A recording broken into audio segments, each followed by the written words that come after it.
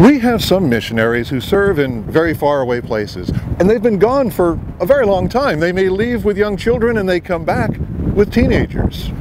We have other missionaries that serve here locally. Some you may see every weekend, some you might not see for a couple of months. Well, I asked some of our missionaries, what does it feel like to return on furlough? And the answer I almost universally got was that it feels like being a stranger in a strange land. People will walk by and they'll go, well, hi John, yeah, good to see you. And then they'll just walk on by. So at Mission Connection this year, I asked some of the representatives with mission agencies who have missionaries that we're sending, what questions can we ask missionaries who are on furlough? What types of questions would they like us to ask them? Here's their answers. Hi, my name is Richard Nakamura. I'm with Send International. Hi, I'm Kathleen Lawler and I serve with TEAM, the Evangelical Alliance Mission. My name is Al Dobra. We're with, my wife Sharon and I are with Africa Inland Mission. My name is Mike Puckett. I'm the director of Amazing Truth Ministries. Hi, I'm Jody Wilson and I'm here at Mission Connection 2013. I'm representing Wycliffe Bible Translators, and this is one of my favorite days of the whole year because we're here with thousands of people who want to not hold back. They don't want to restrain. They want to serve God with gladness and purpose. And so they're walking around and we're talking to them and praying with them and listening to them. So that's what I'm here for.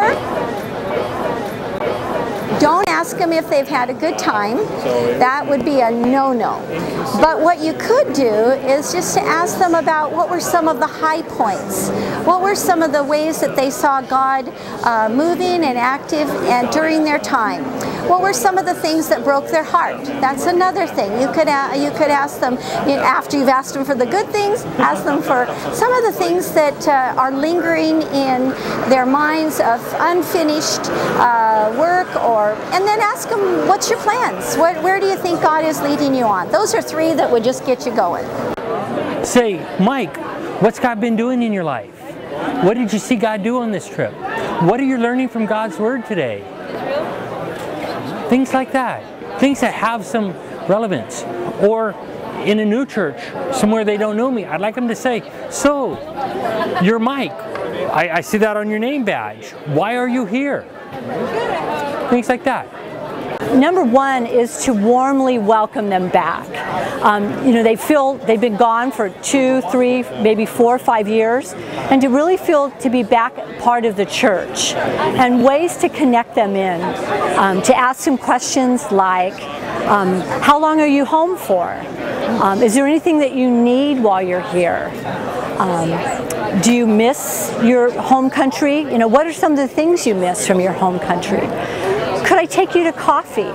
They love to be invited over for lunch or dinner. A chance in a very relaxed setting to be able to talk and share. And maybe not be on, but just to relax. They come home, they're doing a lot of talking and visiting their supporters and their churches.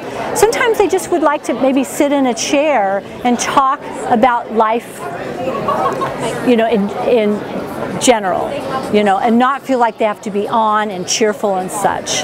And I had some missionaries once visiting from Afghanistan, and I asked her, she was staying with us as they were traveling through, and I said, look, I know you've got to be tired because you've been on the road. Can I do your laundry for you? Why don't you just, here's my internet password, why don't you just go sit and read a book or something?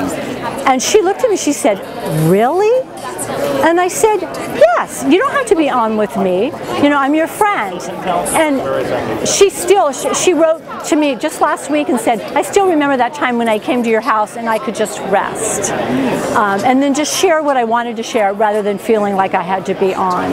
If you walk up to a missionary, particularly me, ask when you can take me to see the Blazers or the Timbers and pay for the ticket. Ask me if I can go salmon or steelhead fishing with you. Include us in some of your fun activities. I suppose some other questions that you might ask are, what do we like about coming back to the States? What do we miss about being in Africa? How do our kids handle the transitions back and forth? One thing that comes to mind is before you even ask a question, make sure that you introduce yourself. Tell us your names. Not that we don't know or remember, but there's so many people that we meet and are in contact with that sometimes we forget. And especially for our children, we have experience where they know us, they know our children, but our children don't remember them. And so if you could just introduce yourselves before you even ask any question, and then ask them about their ministry. We found that people know generalities, but there's so many things that are bottled up inside us, and there's always a question, do people really want to know? And so if you ask questions that really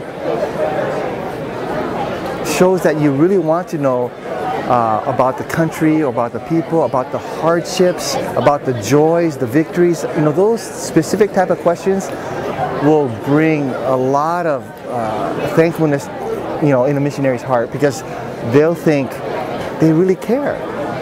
Oftentimes we'll, you know, say, oh, hello, you're back, great, good to see you, and there's no questions. And so we wonder, do they really care?